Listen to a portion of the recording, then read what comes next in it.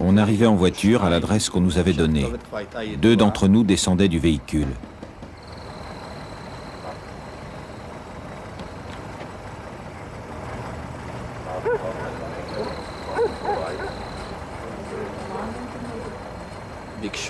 On demandait à voir l'homme en question et on lui disait qu'il était attendu pour un interrogatoire.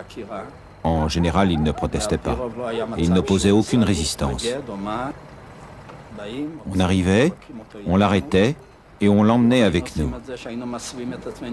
En général, on se faisait passer pour des membres de la police militaire.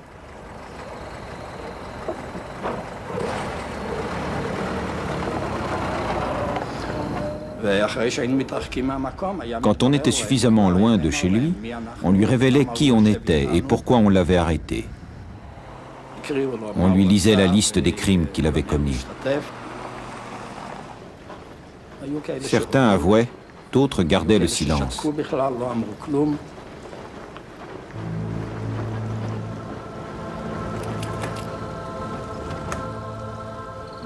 Ensuite, c'était le jugement.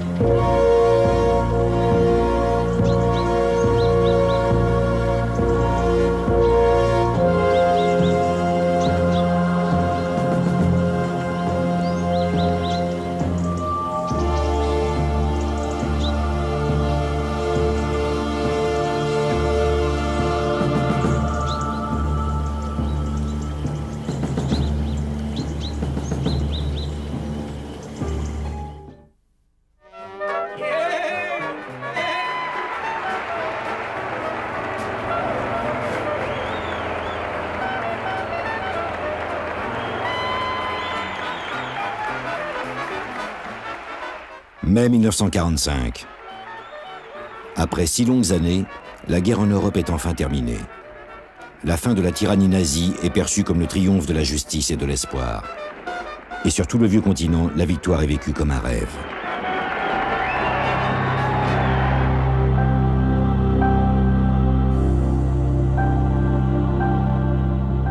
Mais pour d'autres, le cauchemar ne s'arrête pas là. Dans la guerre totale que les nazis ont menée contre eux, les Juifs ont tout perdu, leur identité, leur dignité et l'espoir. La victoire ne fait qu'accentuer leur tragédie.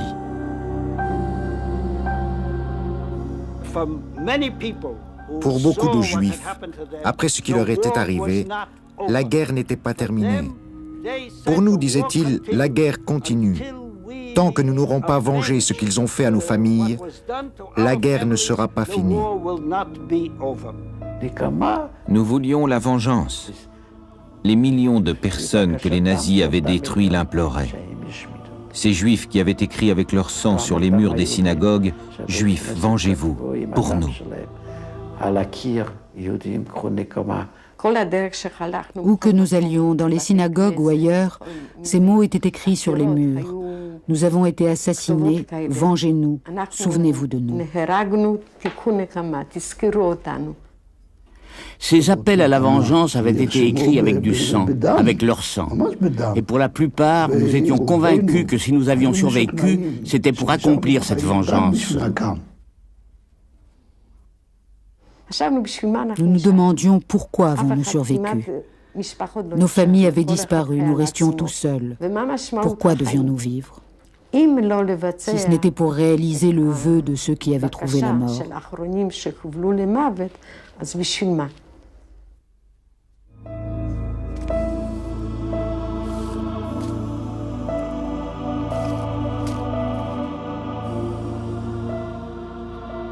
La victoire des Alliés révèle l'étendue des atrocités commises par les nazis.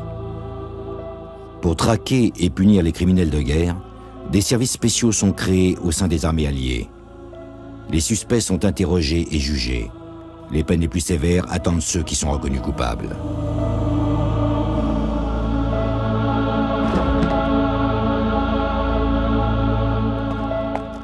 Les listes de suspects s'allongent, mais le système judiciaire des Alliés est submergé. Il faut traiter les dossiers de millions de prisonniers de guerre allemands qui sont finalement relâchés. Par manque de temps et d'argent, des criminels de guerre, et certains même des plus célèbres, vont passer à travers les mailles du filet.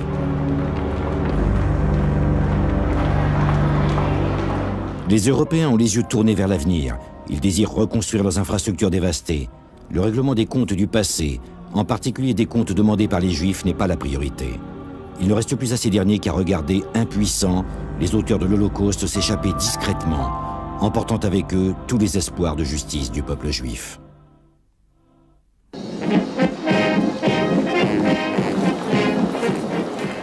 Au cours des longues années de guerre, beaucoup de jeunes juifs se sont portés volontaires pour servir dans l'armée britannique. Les juifs de Palestine ont fait pression sur l'armée britannique pour avoir un corps d'armée indépendant. Enfin, le 20 septembre 1944, une brigade entièrement composée de juifs est formée, avec un commandement juif et un drapeau hébreu.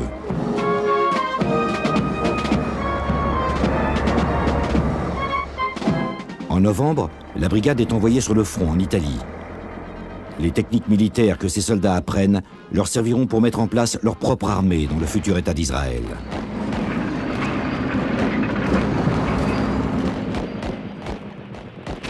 Déployés le long de la rivière Senio, face à l'ennemi, les soldats n'ont pas oublié la persécution des Juifs en Europe. La plupart d'entre eux ont encore des parents pris au piège derrière les lignes allemandes.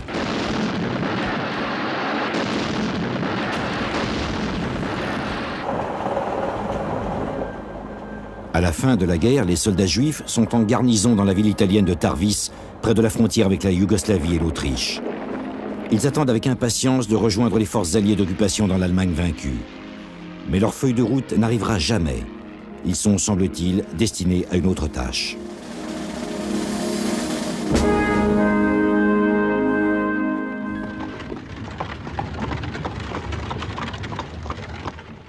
En 1945, l'Europe est un continent en plein chaos.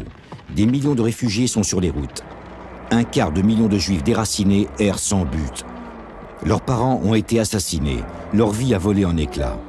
À présent, ils cherchent un endroit où reconstruire leur avenir. Un flot de réfugiés juifs venus d'Europe orientale commence à affluer à la frontière italienne. La présence de la brigade devient essentielle à leur survie. Les soldats juifs organisent en secret leur passage en Palestine, alors sous mandat britannique, et ce, en violation des lois sur l'immigration. Sous le nez des Britanniques, un réseau illégal d'immigration est créé. L'opération sera connue sous le nom de Bricha, l'évasion.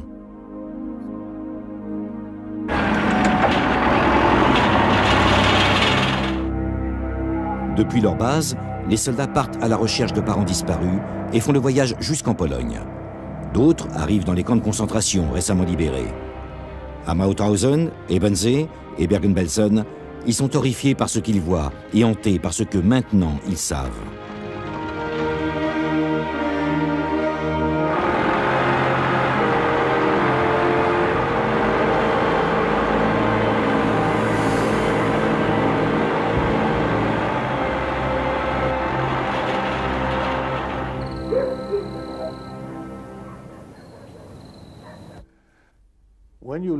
Quand vous appreniez que votre famille, que vos proches, que votre mère avait été assassinée par les Allemands officiellement, pas par un Allemand qui serait un criminel isolé, mais par la nation allemande, par l'État allemand, par l'armée allemande.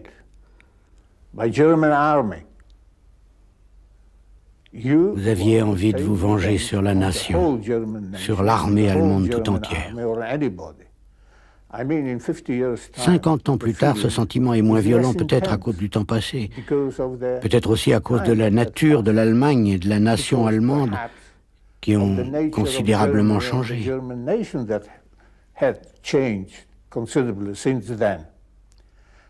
Mais à cette époque, ce sentiment était à vif. Je savais, lorsque je rencontrais un soldat allemand, qu'il avait peut-être assassiné ma mère. C'était donc naturel que j'ai envie de le tuer. Je l'admets, je n'en ai pas honte. Une partie des soldats qui partagent ces mêmes convictions s'unissent alors pour mener une campagne de vengeance au nom des Juifs assassinés. Ils vont traquer les criminels nazis et les éliminer.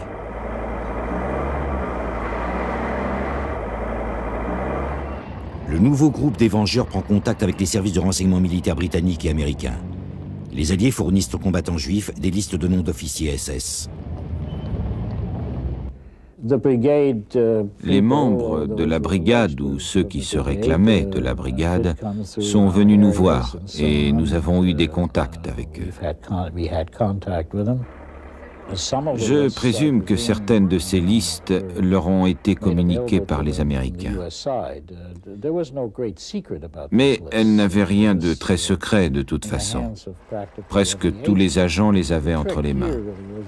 Le problème était plutôt de trouver ces criminels. Beaucoup d'entre eux savaient que leur vie était en jeu et nous étions débordés.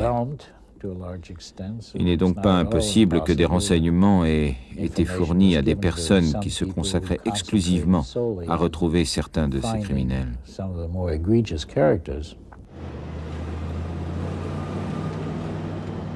Par une chaude nuit de juin 1945, les soldats de la brigade juive traversent la frontière et pénètrent en Autriche. Utilisant les informations qu'on leur a transmises, ils atteignent une demeure qui aurait servi de centre administratif à la Gestapo.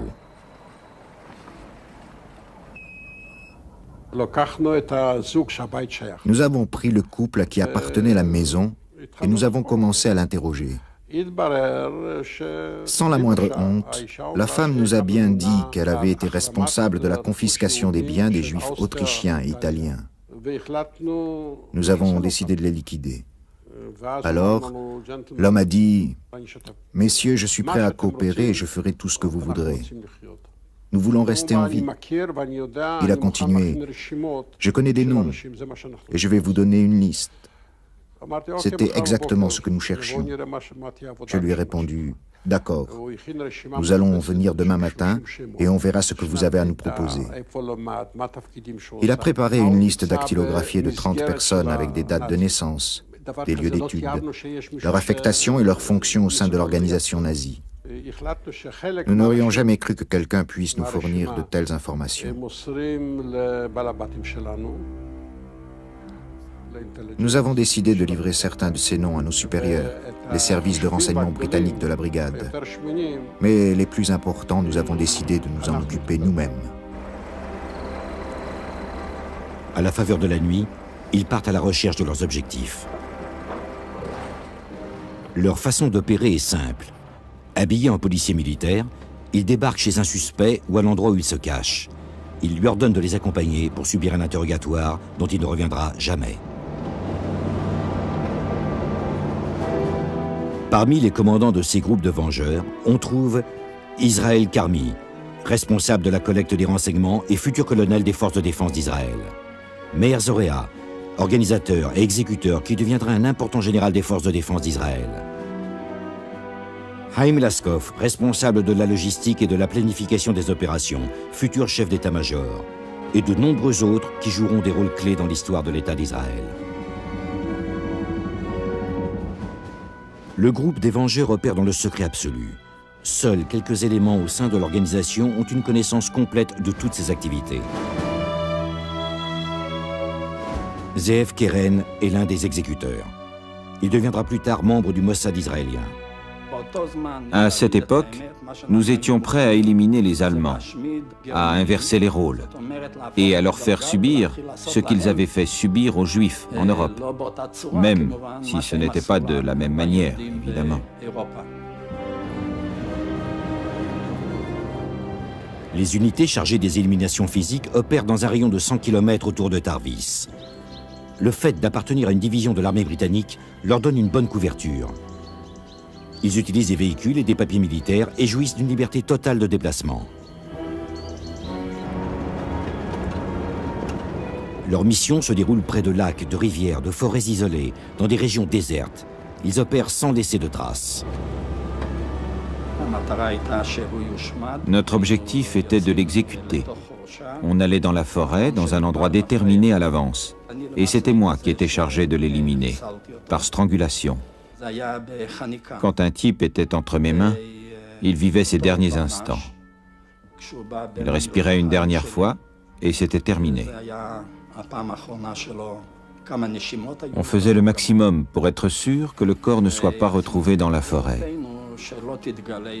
On avait toujours des poids, des barres métalliques ou des chaînes avec nous.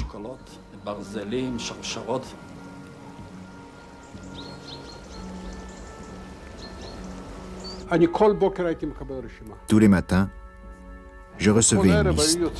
Et tous les soirs, plusieurs unités qui ne savaient rien des missions des autres passaient à l'action. Tout se faisait clandestinement. Chaque adresse de la liste y passait, avec une rigueur toute allemande. Les vengeurs de la brigade juive n'opéreront que quelques mois. Les exécutions n'ont jamais été officiellement répertoriées et leur nombre exact est difficile à établir. Nous étions absolument convaincus de faire ce que nous devions. Si nous ne le faisions pas maintenant, cela ne serait jamais fait. Nous trouvions que nous ne nous étions pas assez vengés.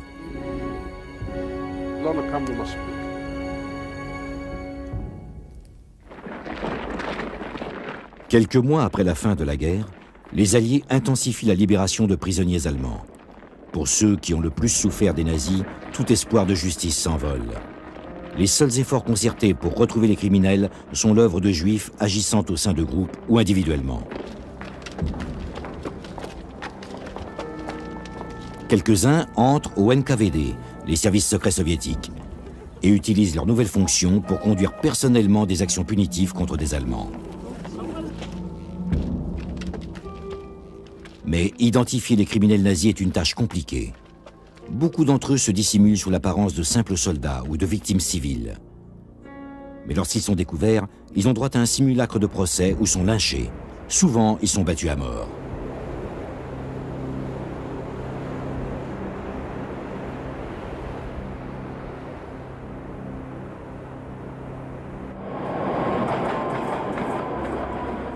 Un agent de la Haganah, l'armée secrète juive de Palestine, est affecté à Vienne, en Autriche. Futur directeur général au ministère de la Défense d'Israël, Asher Ben Nathan. Opérant sous le nom d'Arthur Peer, il ouvre un centre de documentation au numéro 2 de la Frankgasse à Vienne. Il s'agit en fait d'une couverture mise en place pour rechercher les criminels de guerre nazis afin qu'ils soient poursuivis en justice. Nous avons interrogé des personnes pour connaître le sort réservé aux communautés juives d'Europe orientale et j'ai commencé à les interroger sur les camps de la mort. À partir de ces renseignements, j'ai établi une liste d'environ 700 criminels de guerre. Les gens se souvenaient de leur nom et même de leur signalement. Ben Nathan emploie plusieurs agents qui forment en secret leur propre groupe baptisé Représailles. Manous Diamant en fait partie. Après la fin de la guerre, avec quelques amis dont Alex Gatmon, le frère de Mordechai Anilevitz et Tuvia Friedman, nous avons formé un groupe de vengeurs à Vienne. À l'époque, il n'y avait encore aucune police, aucun tribunal opérationnel. Nous avons donc organisé nous-mêmes les procès des criminels allemands, des assassins, des membres de la Gestapo et des SS, dont nous possédions une liste.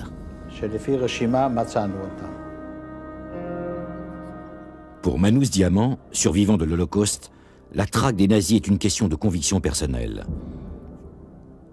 Son frère, Shmuel, est mort à Auschwitz.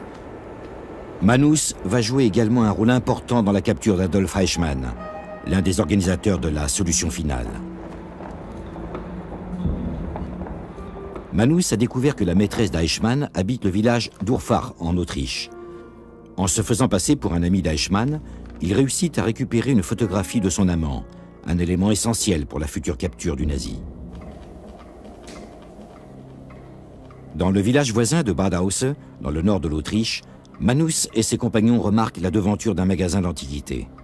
Des objets juifs décoratifs et religieux sont exposés. Ils entament une conversation amicale avec l'antiquaire. L'homme leur apprend qu'il les a volés dans une maison juive après avoir tué ses occupants. Le lendemain, son cadavre est retrouvé flottant à la surface des eaux tranquilles d'un lac voisin.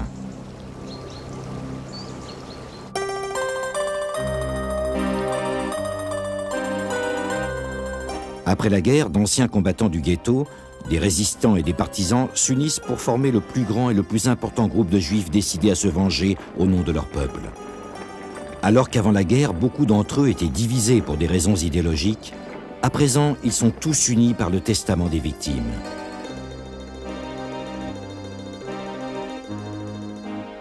Bezalel Michaeli est l'un d'entre eux.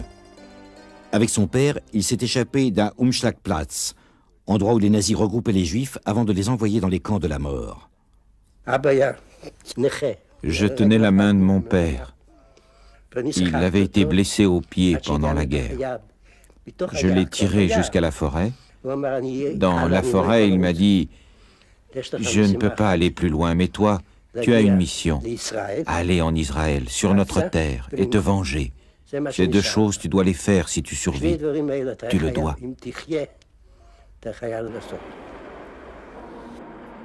Bezalel rejoint les partisans d'Europe orientale. Fin 1944, il quitte le maquis et se rend à Lublin, la première ville polonaise à être libérée. Là, il rencontre d'autres résistants juifs de Rovno, de Vilnius et de Varsovie. Certains ont déjà accompli seuls des actes de vengeance.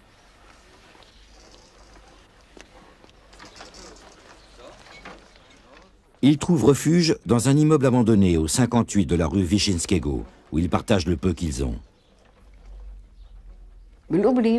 À Lublin, nous avons rencontré des gens qui venaient des quatre coins de la Russie. Nous avons rencontré le groupe de Pacha, Lidovski et Bezalel, qui venaient de Rovno.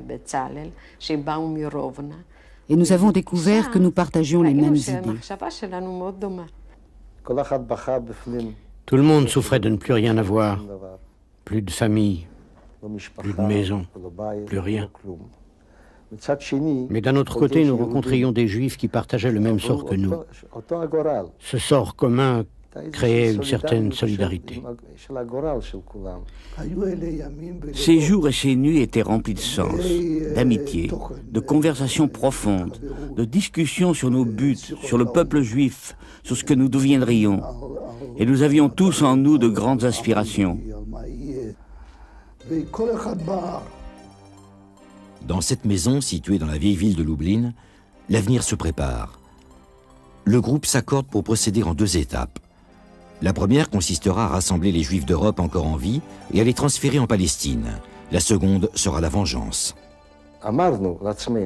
Nous nous étions déjà jurés, dans le maquis, de ne pas quitter cet immense cimetière appelé l'Europe sans avoir perpétré un acte d'envergure qui choquerait le monde entier. Nous voulions que notre vengeance soit à la hauteur de la catastrophe, à la mesure des atrocités que les Allemands avaient infligées aux Juifs. C'était le prix normal que l'assassin avait à payer. Et l'assassin, c'était le peuple allemand, et pas un Allemand isolé. Le groupe se transforme en organisation clandestine. À sa tête, Abba Kovner, poète et chef des partisans de Vilnius. Kovner est l'une des personnalités marquantes de la résistance juive en Europe orientale. Avant la guerre, il faisait déjà partie d'un mouvement sioniste radical. Vers la fin du conflit, c'est lui qui commande le groupe de la Bricha et qui fait entrer clandestinement des milliers de Juifs en Terre Sainte. Selon ses propres mots, il faut arracher les racines de la terre de l'Holocauste et les replanter dans la terre des vivants.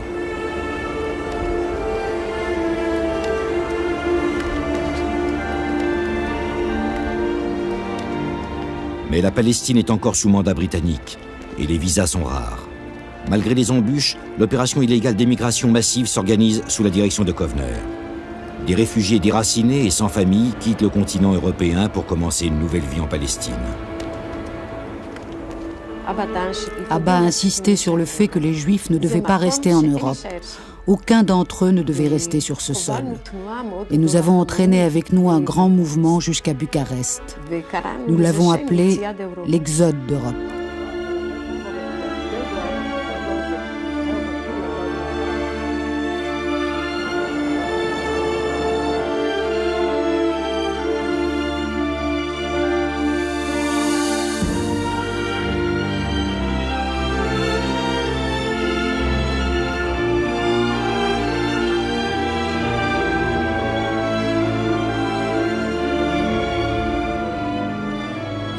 Quand nous sommes arrivés à Bucarest, nous avons pris contact avec la brigade juive qui était en garnison en Italie. Quand nous avons vu qu'elle travaillait activement à emmener illégalement les Juifs en Israël, nous avons décidé que notre tâche était terminée dans ce domaine et que nous allions désormais nous consacrer à la vengeance. À Bucarest, 2 plans de vengeance sont parachevés. Le plan A prévoit l'empoisonnement des sources d'approvisionnement en eau de plusieurs villes allemandes. Il doit provoquer la mort de centaines de milliers de personnes. Le plan B vise les prisonniers SS détenus par les Alliés dans les camps de prisonniers de guerre. Là encore, il s'agit d'une opération d'empoisonnement massif.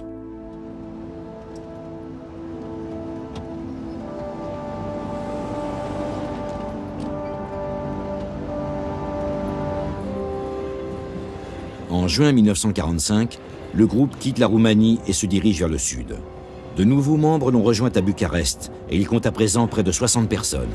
Sous le commandement d'Abba Kovner, les hommes arrivent à la frontière italienne où la brigade juive est basée. Nous voulions que les soldats de la terre d'Israël et les hommes qui s'étaient battus contre les Allemands et qui étaient encore en vie se rencontrent.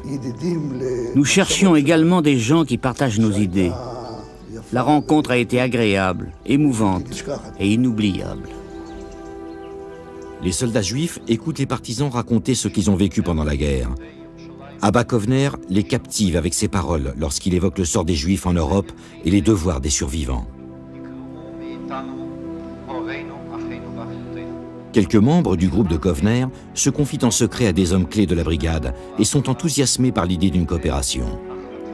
La brigade leur fournit des uniformes, des moyens de transport, des laissez-passer et leur donne des pistolets pour se défendre. Mais bien qu'ils soutiennent ces actes de vengeance, ces soldats ont du mal à accepter l'idée d'une vengeance collective.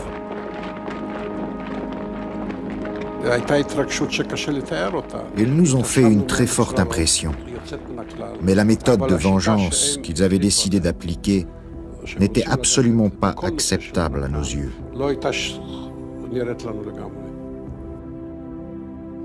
La confiance qu'ils accorderont à la brigade se retournera contre eux. Nous pensions qu'ils pourraient nous aider, mais à mon avis, nous nous trompions. Nous ne pouvons pas prendre seuls la responsabilité d'un acte aussi effroyable. Il faut que la communauté juive de Palestine et ses dirigeants soient mis au courant. C'est ce qu'ils nous ont dit. La brigade conseille à Kovner d'aller chercher du soutien pour son groupe en Palestine. Bien qu'il lui soit difficile de partir à un moment aussi crucial, Kovner sent qu'il ne peut pas agir sans avoir obtenu le plus large consensus. En Palestine, Kovner tentera également de se procurer du poison. En août 1945, il embarque pour l'Égypte et de là se rend à Tel Aviv. Les autres membres de son groupe quittent l'Italie pour préparer l'opération.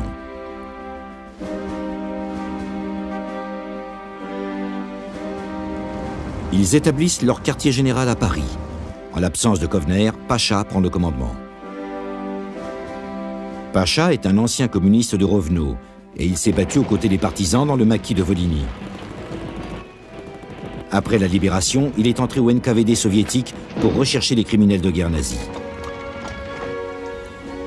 À Paris, les membres du quartier général sont essentiellement d'anciens partisans, parmi lesquels des femmes qui serviront de courrier. La femme d'Abba Kovner, Vitka, a fait partie de la résistance à Vilnius et elle a combattu avec les partisans dans le maquis de Ronitsky. Dans le maquis, j'étais chef de patrouille. Les femmes au combat étaient très rares. C'est Abba qui avait insisté pour que les femmes aient elles aussi la possibilité de participer au combat. L'homme chargé de trouver un financement pour le groupe s'appelle Poldek. Poldek s'est battu dans le ghetto de Cracovie, sa ville natale. Capturé par les Allemands, il a été envoyé à Auschwitz, mais il s'est enfui et a ainsi échappé à la mort. Poldek est envoyé en Italie. À Milan, au marché noir, il réussit à échanger de la fausse monnaie. Il envoie ses gains au quartier général à Paris. Nuremberg, en Allemagne, berceau du parti nazi, est le premier objectif du plan. Menahem, qui est lituanien, est le commandant de l'unité locale. Il a été membre de la résistance de Vilnius et s'est battu dans le maquis de Ronitsky.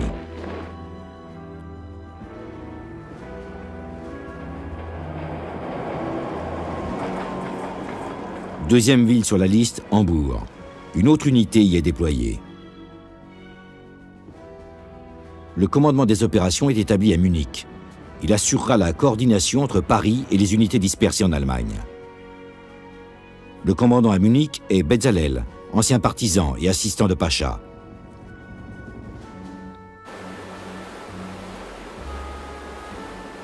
En Allemagne, le système d'approvisionnement en eau est identique dans la plupart des grandes villes.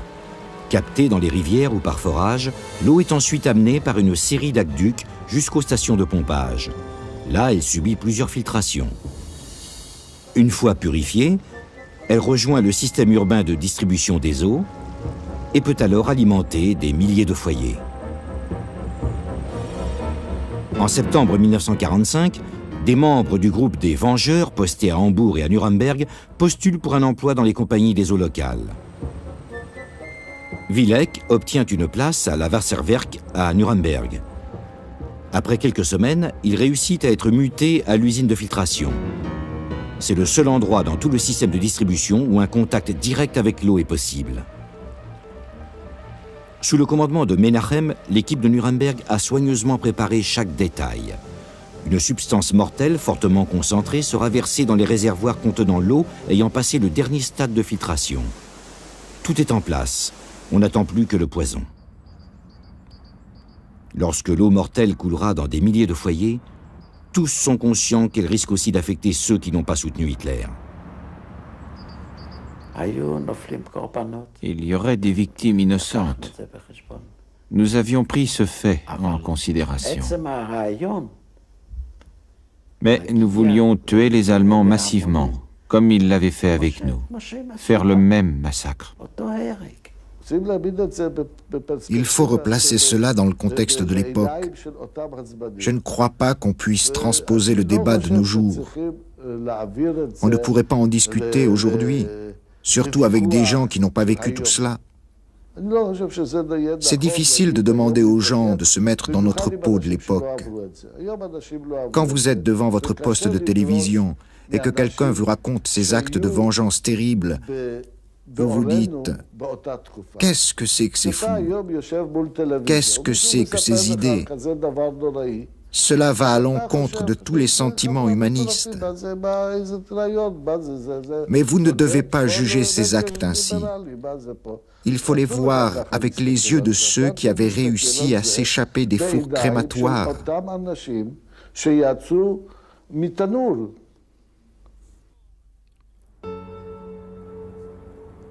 Palestine, août 1945. À son arrivée, Kovner rencontre plusieurs commandements de la Haganah et ne dévoile le plan A qu'à 3 d'entre eux qui le désapprouvent. Avec la perspective d'une nation nouvelle, les leaders juifs de Palestine ont d'autres priorités. Dorénavant, Kovner fera bien attention de ne mentionner que le plan B, l'empoisonnement des SS. Mais trouver le poison dont il a besoin va s'avérer difficile.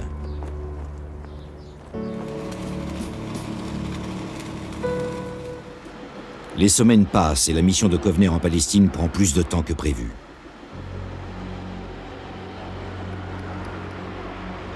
Le reste de son groupe est toujours dispersé à travers l'Allemagne. Les hommes vivent dans des conditions difficiles et souffrent du manque de vivres. Pourtant, il n'y a qu'une chose à faire, attendre. Pour ces Juifs, la vie en Allemagne devient intenable. Chaque jour, dans les rues, ils croisent les visages de ceux qui auraient pu être les assassins de leur famille. Ils sont en contact permanent avec une population qu'ils ont l'intention d'anéantir.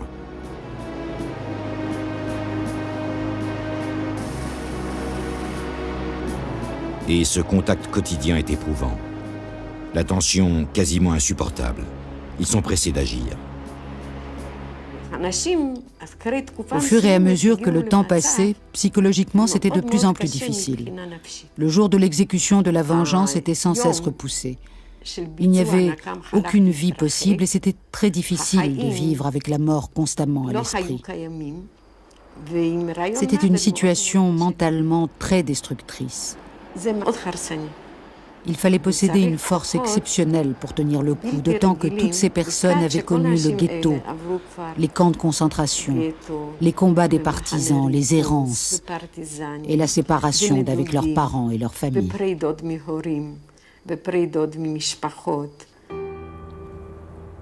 En Palestine, Kovner rencontre Chaim Weizmann, un scientifique de renommée mondiale qui deviendra le premier président d'Israël.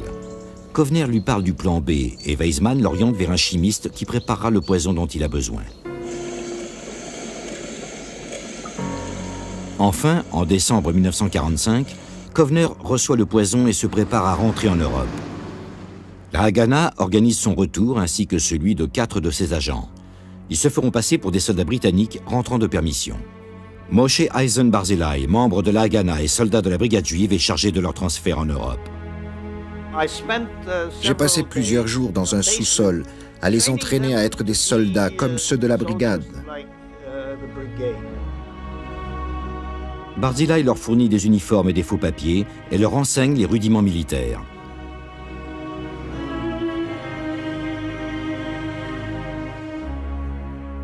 Le 14 décembre 1945, le paquebot britannique Champollion quitte Alexandrie en direction de Toulon.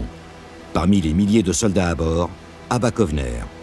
Le sac qu'il porte contient le poison emballé dans des boîtes de lait concentré.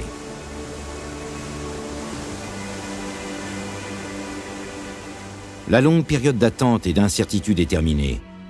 Kovner est plus près que jamais de la réalisation de son objectif. Pendant 3 jours, le voyage se déroule sans incident. Mais avant d'arriver dans le port de Toulon, un événement totalement inattendu se produit.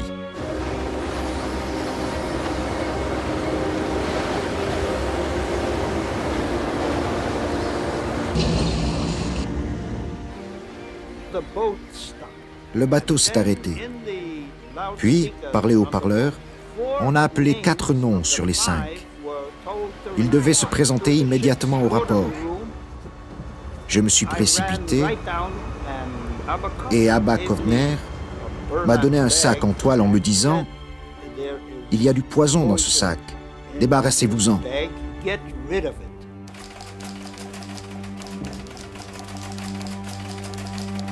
Le 16 décembre, un télégramme arrive au quartier général de la Haganah à Tel Aviv. Abba Kovner et 3 autres agents ont été arrêtés. Aucun élément n'indique ce qu'il est advenu du poison. Le télégramme précise également que l'arrestation de Kovner est probablement le fait d'une dénonciation. Quelqu'un les avait donnés. Les noms qu'ils utilisaient sur leur papier d'identité étaient connus par très peu de personnes. Par moi, par une autre personne qui m'avait aidé à fabriquer les papiers, et peut-être par quelqu'un de la Haganah. Son arrestation était un coup monté. Aujourd'hui encore, je reste persuadé que c'était un coup de la Haganah.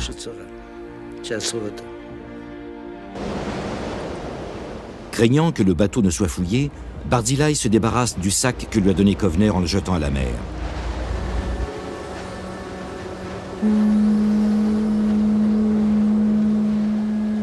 En arrivant au port de Toulon, Kovner est mis en état d'arrestation. Il sera ensuite envoyé en prison à Alexandrie et renvoyé ultérieurement en Palestine. Depuis sa cellule, Kovner réussit à faire passer un message à ses camarades à Paris.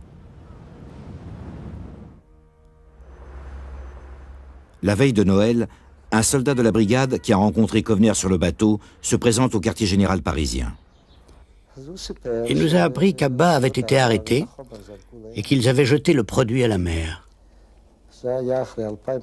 Ça a été notre plus grand jour de deuil depuis 2000 ans. Et là, nous avons été confrontés à un problème très difficile. L'arrestation de Kovner crée une situation nouvelle et irréversible. Pour poursuivre le plan A, il faudrait à nouveau se procurer un poison suffisamment concentré. Cela pourrait signifier une autre longue attente. Et les conditions commencent à changer en Allemagne. Nous avions tout simplement raté le bon moment et il était devenu impossible d'agir. L'Allemagne était remplie de soldats russes, français, anglais, américains et de juifs libérés des camps. Nous avions manqué le bon moment. Et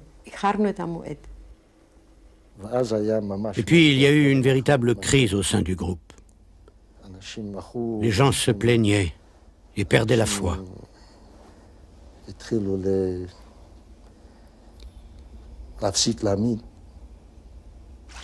Nous avons alors décidé de mettre le plan B à exécution. La ville de Dachau se trouve près de Munich. Le premier des camps de concentration nazis officiels y a été ouvert en mars 1933. Dachau est l'une des cibles du plan B. Depuis la fin de la guerre, le camp a été transformé par les Alliés en camp de prisonniers pour 30 000 officiers SS. 2 membres du groupe, qui ont des identités polonaises, réussissent à obtenir du travail à l'intérieur du camp. Ils observent attentivement comment se fait la distribution quotidienne de nourriture aux détenus.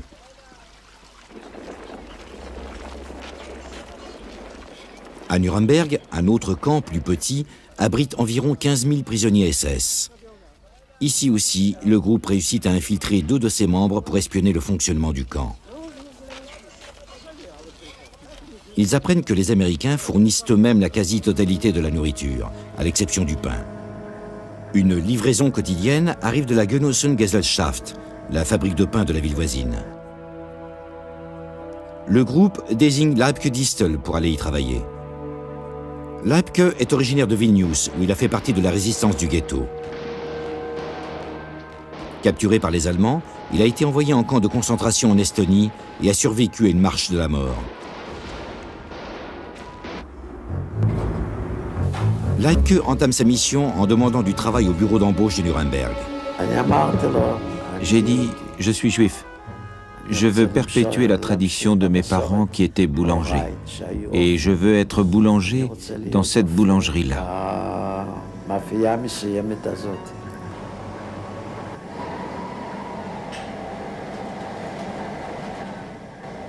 Le lendemain matin, Leibke se présente pour travailler. Pendant les mois qui vont suivre, il va apprendre la fabrication du pain et le fonctionnement de la fabrique. Ses horaires de travail sont très variables. Il est toujours tendu, sur les nerfs, entouré d'Allemands qu'il méprise. Le soutien moral du groupe lui donne la force dont il a besoin pour tenir. Mais son plus grand réconfort est de savoir que le jour de la vengeance approche.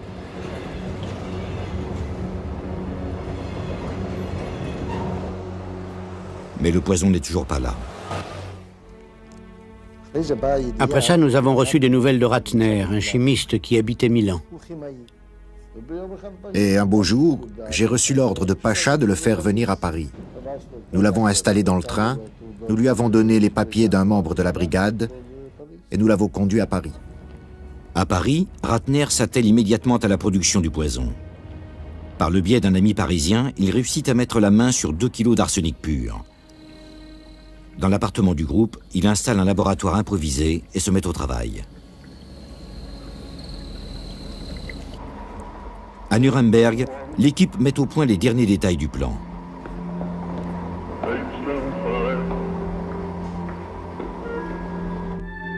Ces cahiers originaux décrivant le déroulement de l'opération montrent avec quelle méticulosité le plan de vengeance a été conçu. Ils décrivent la marche à suivre et le dispositif de distribution dans le camp de Nuremberg. La date de l'opération est fixée.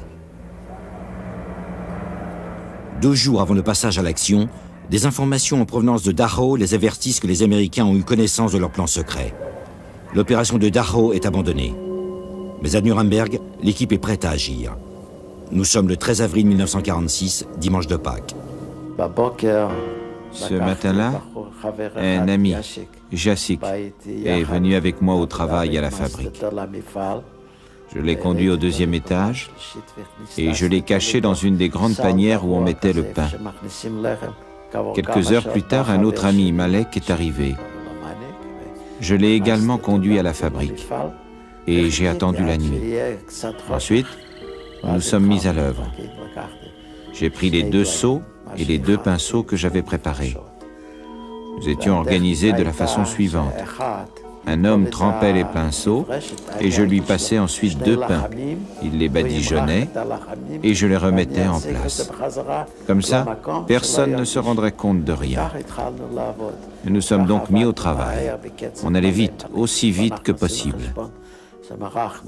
Nous avions calculé que nous avions déjà fait 3000 pains. Chaque SS recevrait 1/4 de pain, ce qui faisait 4 SS par pain. Il y aurait donc environ 12 000 victimes.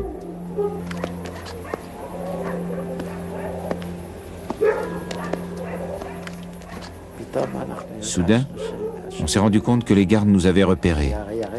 C'était la pleine lune, et nos ombres nous avaient probablement trahis. Je suis vite descendu dans ma cachette, et mes amis ont sauté par la fenêtre et se sont enfuis.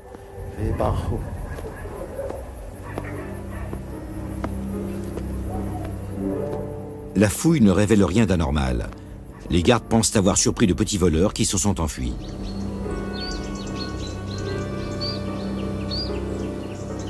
À l'aube, 3000 pains enrobés de poison sont prêts à être distribués. À l'aube, j'ai quitté la fabrique et j'ai retrouvé mes amis à un endroit convenu à l'avance. Julek m'attendait avec un taxi. Nous sommes partis pour la frontière tchèque.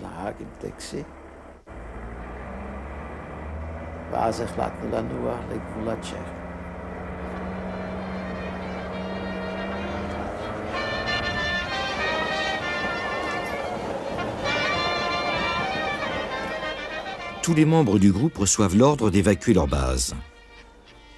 Aidés par la Haganah, certains d'entre eux se retrouvent en lieu sûr près de Toulouse, tandis que d'autres passent la frontière tchèque. De là, ils se rendront en Italie.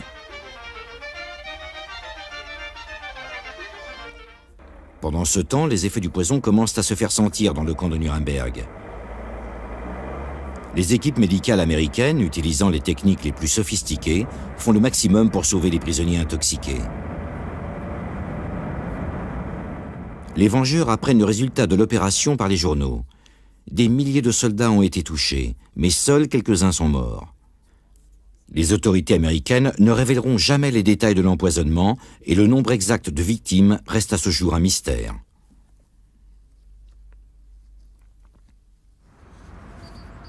En France, juste avant son départ, Vitka Kovner reçoit une lettre de son mari. Abba a été libéré de prison et demande aux membres du groupe de rejoindre la Palestine.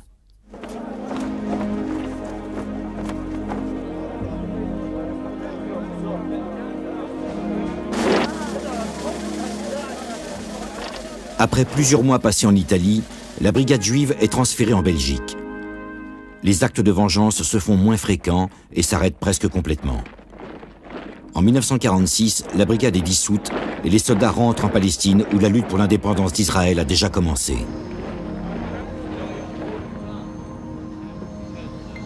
Les Vengeurs isolés, agissant seuls ou au sein du NKVD, quittent également l'Europe pour prendre part à la création de leur nouvel État.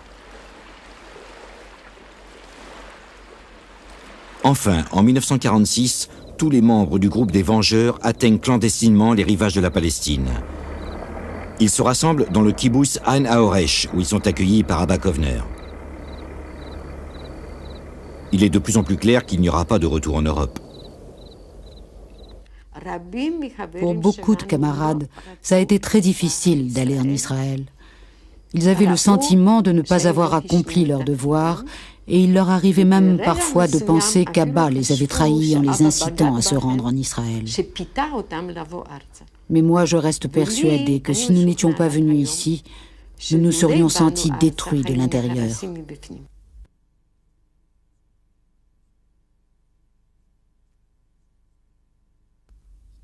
Pourtant, certains des membres parmi les plus déterminés du groupe vont repartir en Allemagne pour accomplir d'autres actes de vengeance. Mais ils échoueront et rentreront bientôt. À ce jour, tous partagent la même déception de ne pas avoir répondu aux cris qui s'élevaient des camps de la mort, ces cris qui demandaient vengeance et qu'on ne les oublie pas. Le fait qu'ils aient au moins essayé ne leur est d'aucune consolation. C'était une tentative, une toute petite tentative. Un fait que l'histoire n'a pas retenu.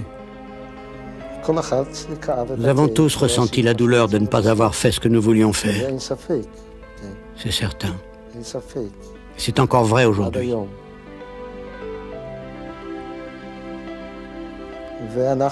Et nous, ceux qui ne sont pas partis, nous sommes restés en Israël et notre enthousiasme pour ce pays a grandi de jour en jour.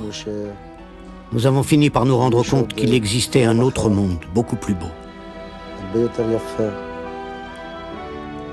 Aujourd'hui, beaucoup de membres du groupe portent encore le nom de Vengeurs.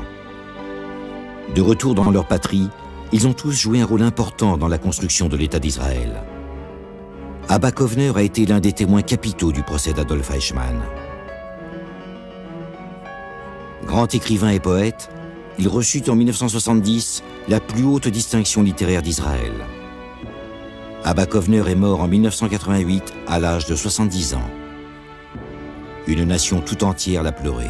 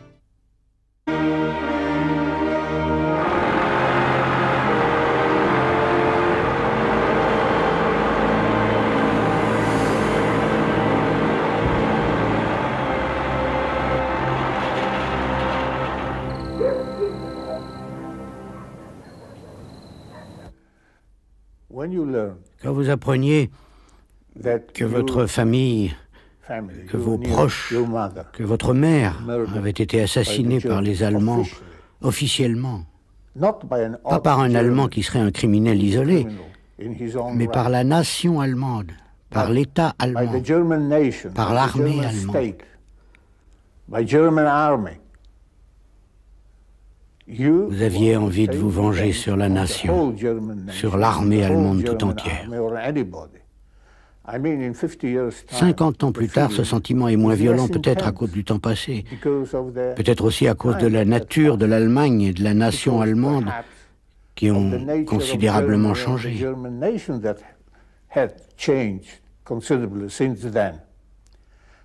Mais à cette époque, ce sentiment était à vif.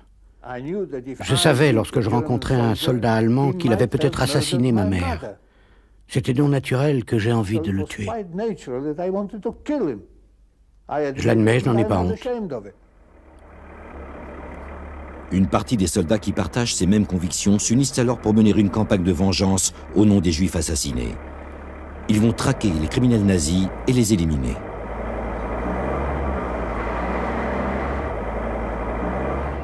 Le nouveau groupe des Vengeurs prend contact avec les services de renseignement militaire britanniques et américains. Les Alliés fournissent aux combattants juifs des listes de noms d'officiers SS. Les membres de la brigade ou ceux qui se réclamaient de la brigade sont venus nous voir et nous avons eu des contacts avec eux. Je présume que certaines de ces listes leur ont été communiquées par les Américains. Mais elles n'avaient rien de très secret de toute façon. Presque tous les agents les avaient entre les mains. Le problème était plutôt de trouver ces criminels. Beaucoup d'entre eux savaient que leur vie était en jeu et nous étions débordés. Il n'est donc pas impossible que des renseignements aient été fournis à des personnes qui se consacraient exclusivement à retrouver certains de ces criminels.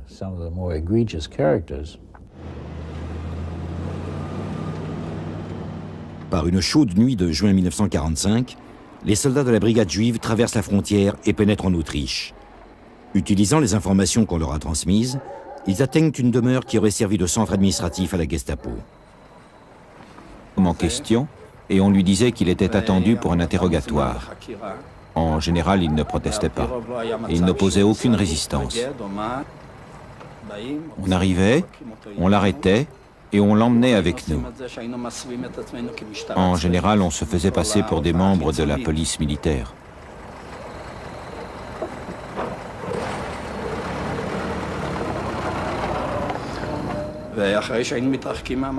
Quand on était suffisamment loin de chez lui, on lui révélait qui on était et pourquoi on l'avait arrêté. On lui lisait la liste des crimes qu'il avait commis. Certains avouaient, d'autres gardaient le silence.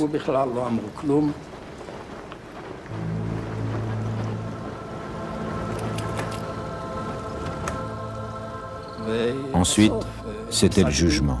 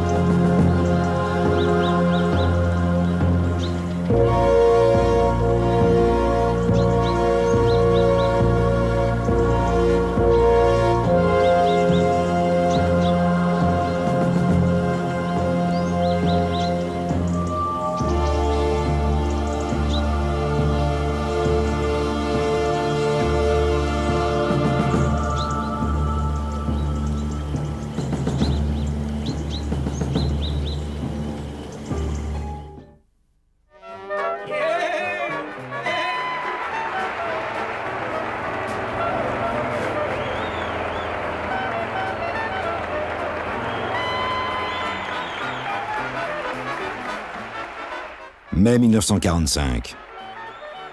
Après 6 longues années, la guerre en Europe est enfin terminée. La fin de la tyrannie nazie est perçue comme le triomphe de la justice et de l'espoir. Et sur tout le vieux continent, la victoire est vécue comme un rêve.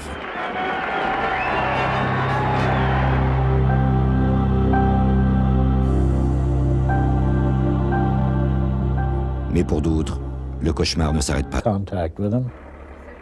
Je présume que certaines de ces listes leur ont été communiquées par les Américains.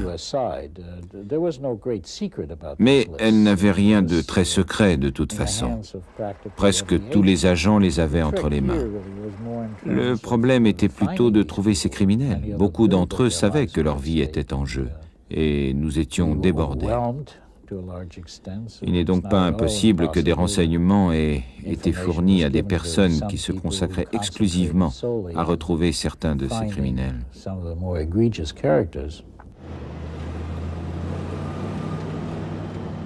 Par une chaude nuit de juin 1945, les soldats de la brigade juive traversent la frontière et pénètrent en Autriche.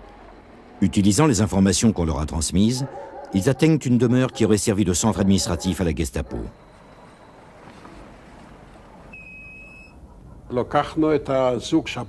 Nous avons pris le couple à qui appartenait la maison et nous avons commencé à l'interroger. Sans la moindre honte, la femme nous a bien dit qu'elle avait été responsable de la confiscation des biens des Juifs autrichiens et italiens. Nous avons décidé de les liquider.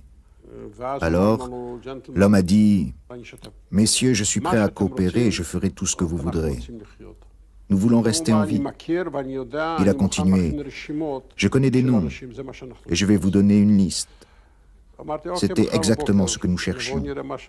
Je lui ai répondu, d'accord, nous allons venir demain matin et on verra ce que vous avez à nous proposer. Il a préparé une liste dactylographiée de 30 personnes avec des dates de naissance, des lieux d'études, leur affectation et leur fonction au sein de l'organisation nazie. Nous n'aurions jamais cru que quelqu'un puisse nous fournir de telles informations. Nous avons décidé de livrer certains de ces noms à nos supérieurs, les services de renseignement britanniques de la brigade. Mais les plus importants, nous avons décidé de nous en occuper nous-mêmes. À la faveur de la nuit, ils partent à la recherche de leurs objectifs. Leur façon d'opérer est simple. Habillés en policiers militaires, ils débarquent chez un suspect ou à l'endroit où il se cache. Ils lui ordonnent de les accompagner pour subir un interrogatoire dont il ne reviendra jamais. Parmi les commandants de ces groupes de vengeurs, on trouve Israël Karmi, responsable de la collecte des renseignements et futur colonel des forces de défense d'Israël. Meir Zorea, organisateur et exécuteur qui deviendra un important général des forces de défense d'Israël. Haïm Laskov, responsable de la logistique et de la planification des opérations, futur chef d'état-major, et de nombreux autres qui joueront des rôles clés dans l'histoire de l'État d'Israël. Depuis la fin de la guerre, le camp a été transformé par les Alliés en camp de prisonniers pour 30 000 officiers SS. 2 membres du groupe, qui ont des identités polonaises, réussissent à obtenir du travail à l'intérieur du camp. Ils observent attentivement comment se fait la distribution quotidienne de nourriture aux détenus.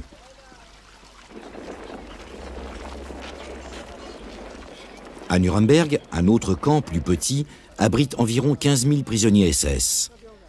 Ici aussi, le groupe réussit à infiltrer 2 de ses membres pour espionner le fonctionnement du camp. Ils apprennent que les Américains fournissent eux-mêmes la quasi-totalité de la nourriture, à l'exception du pain. Une livraison quotidienne arrive de la Genossengesellschaft, la fabrique de pain de la ville voisine. Le groupe désigne Leibke Distel pour aller y travailler. Leibke est originaire de Vilnius, où il a fait partie de la résistance du ghetto. Capturé par les Allemands, il a été envoyé en camp de concentration en Estonie et a survécu à une marche de la mort. Leibke entame sa mission en demandant du travail au bureau d'embauche de Nuremberg. J'ai dit, je suis juif. Je veux perpétuer la tradition de mes parents qui étaient boulangers. Et je veux être boulanger dans cette boulangerie-là.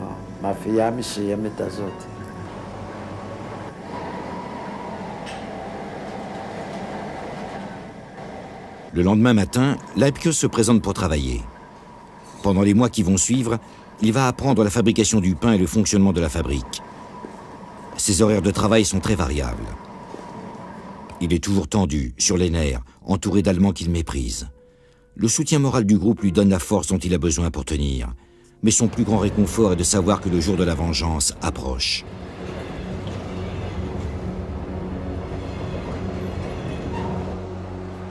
Mais le poison n'est toujours pas là. Après ça, nous avons reçu des nouvelles de Ratner, un chimiste qui habitait Milan. Et un beau jour, j'ai reçu l'ordre de Pacha de le faire venir à Paris. Nous l'avons installé dans le train, nous lui avons donné les papiers d'un membre de la brigade et nous l'avons conduit à Paris. À Paris, Ratner s'attelle immédiatement à la production du poison. Par le biais d'un ami parisien, il réussit à mettre la main sur 2 kilos d'arsenic pur. Dans l'appartement du groupe, il installe un laboratoire improvisé et se met au travail. À Nuremberg, l'équipe met au point les derniers détails du plan.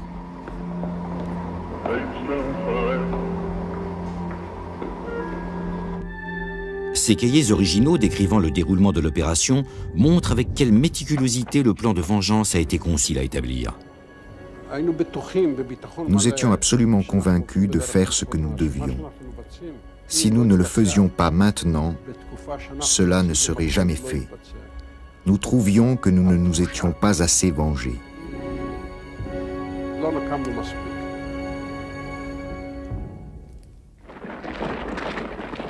Quelques mois après la fin de la guerre, les Alliés intensifient la libération de prisonniers allemands. Pour ceux qui ont le plus souffert des nazis, tout espoir de justice s'envole. Les seuls efforts concertés pour retrouver les criminels sont l'œuvre de juifs agissant au sein de groupes ou individuellement. Quelques-uns entrent au NKVD, les services secrets soviétiques, et utilisent leurs nouvelles fonctions pour conduire personnellement des actions punitives contre des Allemands. Mais identifier les criminels nazis est une tâche compliquée. Beaucoup d'entre eux se dissimulent sous l'apparence de simples soldats ou de victimes civiles. Mais lorsqu'ils sont découverts, ils ont droit à un simulacre de procès ou sont lynchés. Souvent, ils sont battus à mort.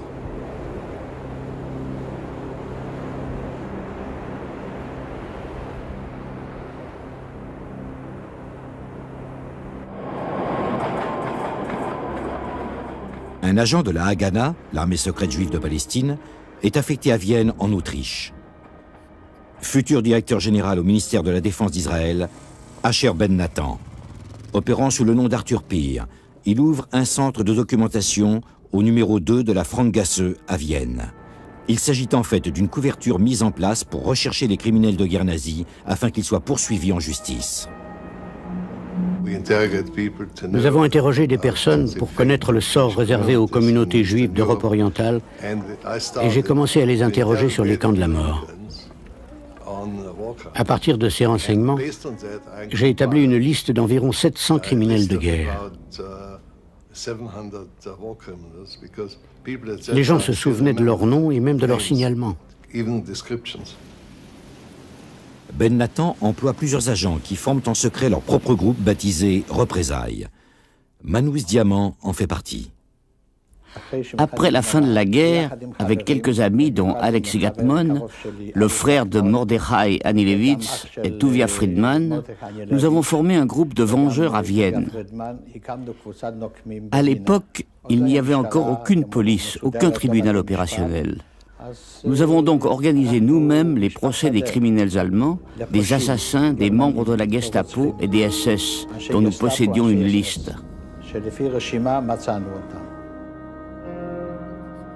Pour Manous Diamant, survivant de l'Holocauste, la traque des nazis est une question de envoyer sur le front en Italie. Les techniques militaires que ces soldats apprennent leur serviront pour mettre en place leur propre armée dans le futur État d'Israël.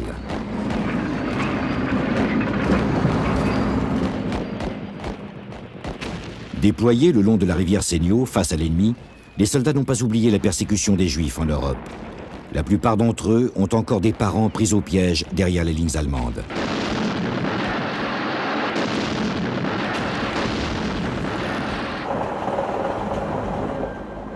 À la fin de la guerre, les soldats juifs sont en garnison dans la ville italienne de Tarvis, près de la frontière avec la Yougoslavie et l'Autriche. Ils attendent avec impatience de rejoindre les forces alliées d'occupation dans l'Allemagne vaincue. Mais leur feuille de route n'arrivera jamais. Ils sont, semble-t-il, destinés à une autre tâche.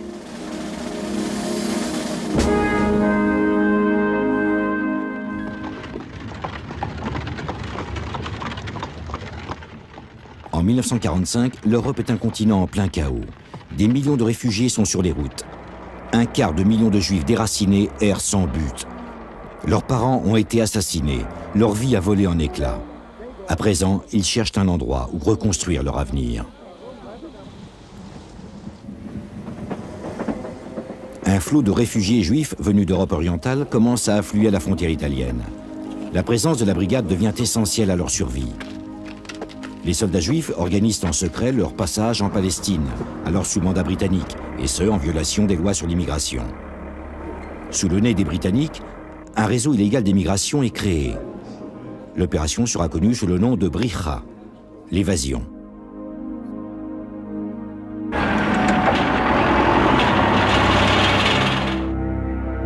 Depuis leur base, les soldats partent à la recherche de parents disparus et font le voyage jusqu'en Pologne. D'autres arrivent dans les camps de concentration récemment libérés. À Mauthausen, Ebensee et Bergen-Belsen, ils sont horrifiés par ce qu'ils voient et hantés par ce que maintenant ils savent.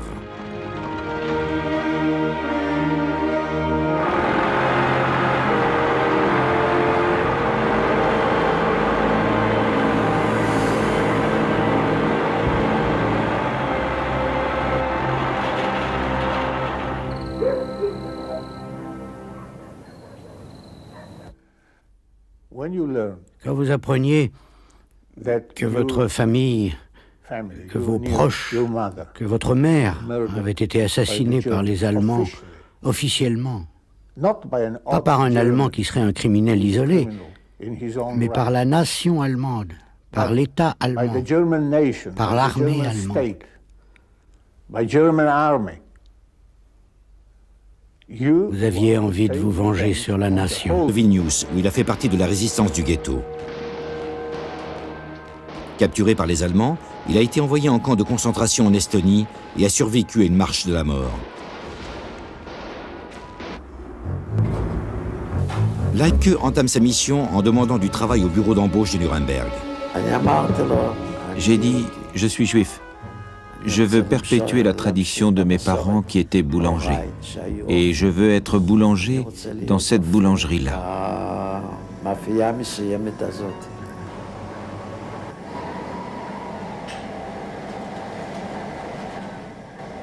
Le lendemain matin, Leibke se présente pour travailler.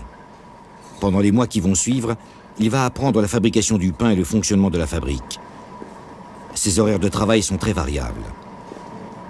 Il est toujours tendu, sur les nerfs, entouré d'Allemands qu'il méprise. Le soutien moral du groupe lui donne la force dont il a besoin pour tenir. Mais son plus grand réconfort est de savoir que le jour de la vengeance approche.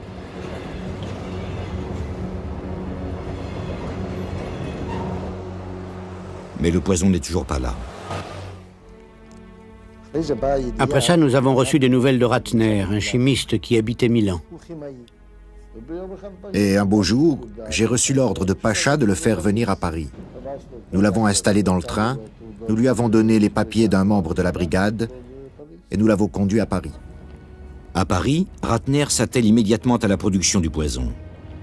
Par le biais d'un ami parisien, il réussit à mettre la main sur 2 kilos d'arsenic pur. Dans l'appartement du groupe, il installe un laboratoire improvisé et se met au travail. À Nuremberg, l'équipe met au point les derniers détails du plan.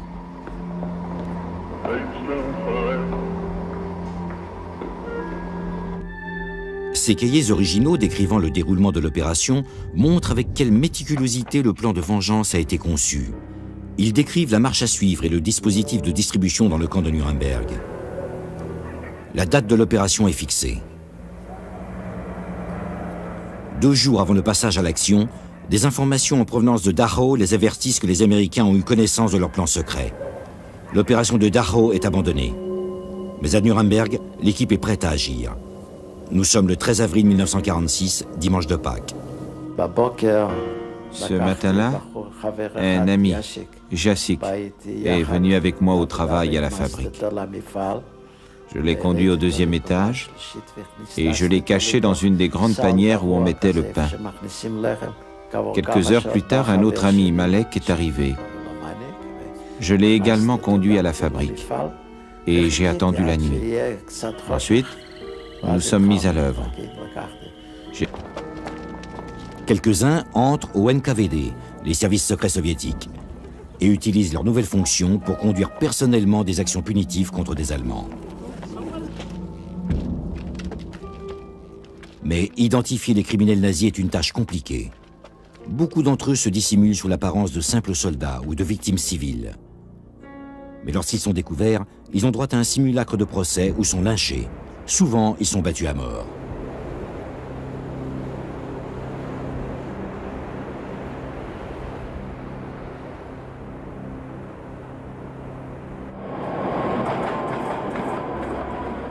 Un agent de la Haganah, l'armée secrète juive de Palestine, est affecté à Vienne, en Autriche. Futur directeur général au ministère de la Défense d'Israël, Asher Ben Nathan. Opérant sous le nom d'Arthur Peer, il ouvre un centre de documentation au numéro 2 de la Frangasse à Vienne. Il s'agit en fait d'une couverture mise en place pour rechercher les criminels de guerre nazis afin qu'ils soient poursuivis en justice. Nous avons interrogé des personnes pour connaître le sort réservé aux communautés juives d'Europe orientale et j'ai commencé à les interroger sur les camps de la mort. À partir de ces renseignements, j'ai établi une liste d'environ 700 criminels de guerre. Les gens se souvenaient de leurs noms et même de leurs signalements. Ben Nathan emploie plusieurs agents qui forment en secret leur propre groupe baptisé Représailles. Manous Diamant en fait partie. Après la fin de la guerre, avec quelques amis dont Alex Gatmon, le frère de Mordechai Anilevitz et Tuvia Friedman, nous avons formé un groupe de vengeurs à Vienne. À l'époque, il n'y avait encore aucune police, aucun tribunal opérationnel.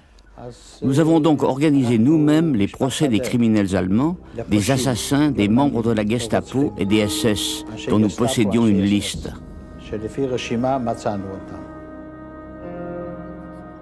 Pour Manous Diamant, survivant de l'Holocauste, la traque des nazis est une question de conviction personnelle. Son frère, Shmuel, est mort à Auschwitz. Manous va jouer également un rôle important dans la capture d'Adolf Eichmann, l'un des organisateurs de la solution finale. Manous a découvert que la maîtresse d'Eichmann habite le village d'Urfach en Autriche. En se faisant passer pour un ami d'Eichmann, il réussit à récupérer une photographie de son amant, un élément essentiel pour la future capture du nazi. Dans le village voisin de Bad Hause, dans le nord de l'Autriche, Manous et ses compagnons remarquent la devanture d'un magasin d'antiquités. Des objets juifs décoratifs et religieux sont exposés. La confiance qu'ils accorderont à la brigade se retournera contre eux. Nous pensions qu'il pourrait nous aider, mais à mon avis, nous nous trompions. Nous ne pouvons pas prendre seuls la responsabilité d'un acte aussi effroyable. Il faut que la communauté juive de Palestine et ses dirigeants soient mis au courant. C'est ce qu'ils nous ont dit. La brigade conseille à Kovner d'aller chercher du soutien pour son groupe en Palestine. Bien qu'il lui soit difficile de partir à un moment aussi crucial, Kovner sent qu'il ne peut pas agir sans avoir obtenu le plus large consensus. En Palestine, Kovner tentera également de se procurer du poison. En août 1945, il embarque pour l'Égypte et de là se rend à Tel Aviv. Les autres membres de son groupe quittent l'Italie pour préparer l'opération.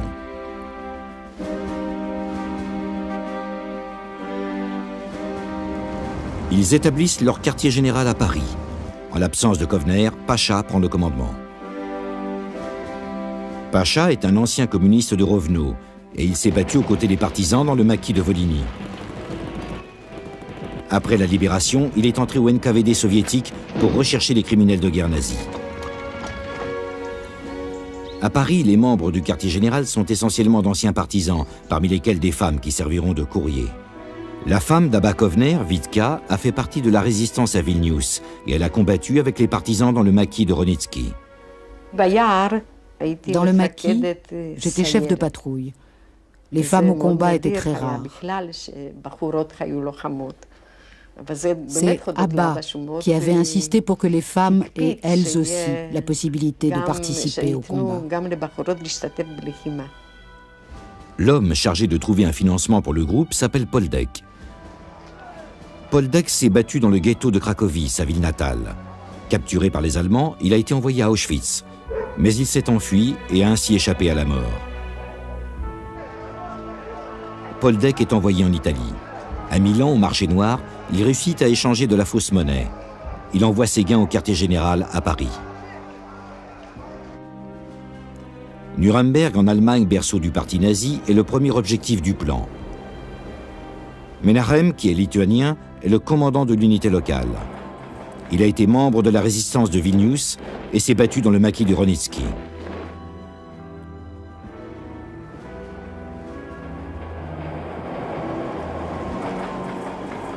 Deuxième ville sur la liste, Hambourg. Une autre unité y est déployée. Le commandement des opérations est établi à Munich. Il assurera la coordination entre Paris et les unités dispersées en Allemagne.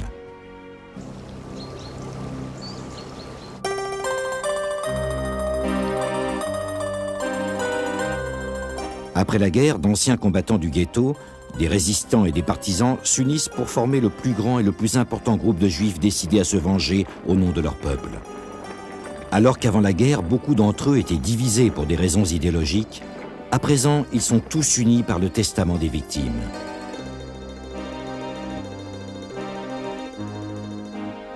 Bezalel Michaeli est l'un d'entre eux. Avec son père, il s'est échappé d'un Umschlagplatz, endroit où les nazis regroupaient les juifs avant de les envoyer dans les camps de la mort. Je tenais la main de mon père. Il avait été blessé au pied pendant la guerre. Je l'ai tiré jusqu'à la forêt. Dans la forêt, il m'a dit « Je ne peux pas aller plus loin, mais toi, tu as une mission. Aller en Israël, sur notre terre, et te venger. Ces deux choses, tu dois les faire si tu survis. Tu le dois. »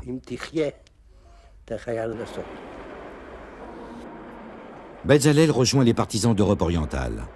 Fin 1944, il quitte le maquis et se rend à Lublin, la première ville polonaise à être libérée. Là, il rencontre d'autres résistants juifs de Rovno, de Vilnius et de Varsovie. Certains ont déjà accompli seuls des actes de vengeance.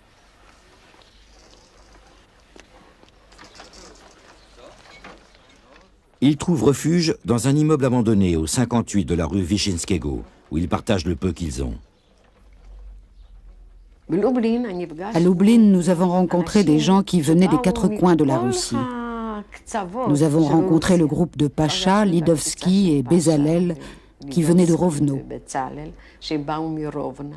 Et nous avons découvert que nous partagions les mêmes idées. Tout le monde souffrait de ne plus rien avoir. Plus de famille, plus de maison, plus rien. Mais d'un autre côté, nous rencontrions des juifs qui partageaient le même sort que nous. Ce sort commun créait une certaine solidarité. Ces jours et ces nuits étaient remplis de sens, d'amitié, de conversations profondes, de discussions sur nos buts, sur le peuple juif, sur ce que nous deviendrions. Et nous avions tous en nous de grandes aspirations. Dans cette maison, située dans la vieille ville de Lublin, l'avenir se prépare. Le groupe s'accorde pour procéder en deux étapes. La première consistera à rassembler les Juifs d'Europe encore en vie et à les transférer en Palestine. La seconde sera la vengeance. Nous nous étions déjà jurés, dans le maquis, de ne pas quitter cet immense... 4 Juifs est chargé de leur transfert en Europe. J'ai passé plusieurs jours dans un sous-sol, à les entraîner à être des soldats comme ceux de la brigade. Barzilai leur fournit des uniformes et des faux papiers et leur enseigne les rudiments militaires.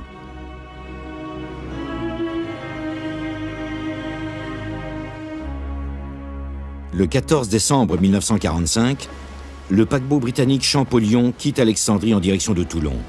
Parmi les milliers de soldats à bord, Abba Kovner. Le sac qu'il porte contient le poison emballé dans des boîtes de lait concentré.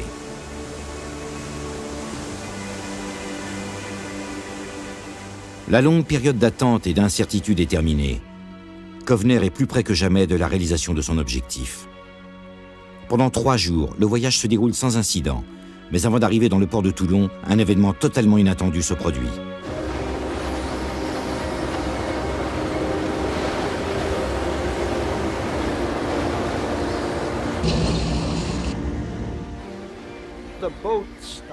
Le bateau s'est arrêté. Puis, par les haut-parleurs, on a appelé 4 noms sur les 5. Ils devaient se présenter immédiatement au rapport. Je me suis précipité et Abba Kovner m'a donné un sac en toile en me disant « Il y a du poison dans ce sac, débarrassez-vous-en ».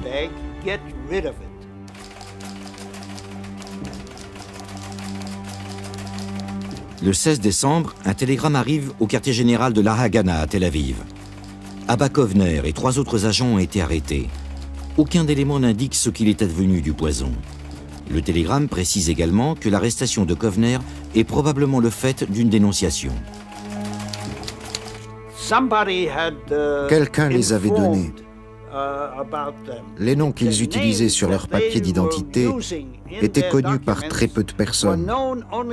Par moi, par une autre personne qui m'avait aidé à fabriquer les papiers, et peut-être par quelqu'un de la Haganah. Son arrestation était un coup monté. Aujourd'hui encore, je reste persuadé que c'était un coup de la Haganah.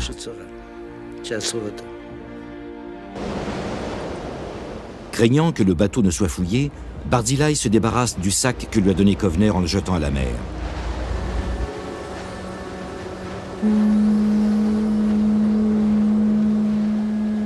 En arrivant au port de Toulon, Kovner est mis en état d'arrestation. Il sera ensuite envoyé en prison à Alexandrie et renvoyé ultérieurement en Palestine. Depuis sa cellule, Kovner réussit à faire passer un message à ses camarades à Paris.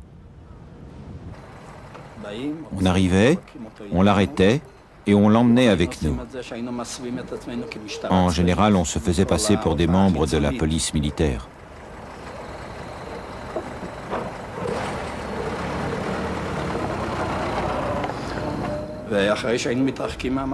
Quand on était suffisamment loin de chez lui, on lui révélait qui on était et pourquoi on l'avait arrêté. On lui lisait la liste des crimes qu'il avait commis. Certains avouaient, d'autres gardaient le silence.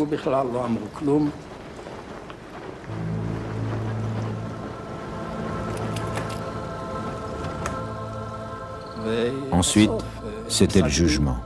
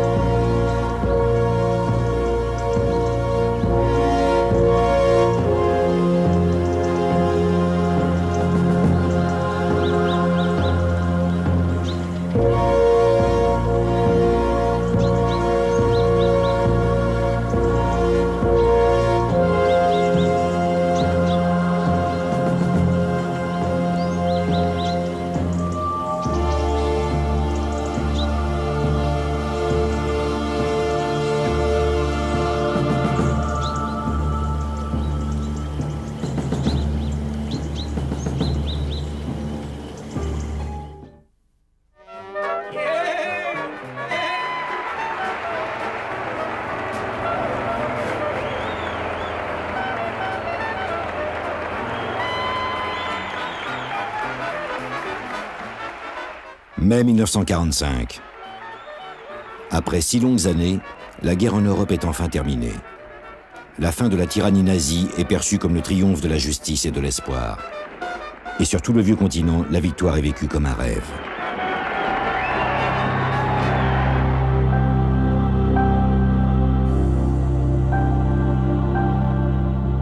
Mais pour d'autres, le cauchemar ne s'arrête pas là. Dans la guerre totale que les nazis ont menée contre eux, les Juifs ont tout perdu. Leur identité, leur dignité,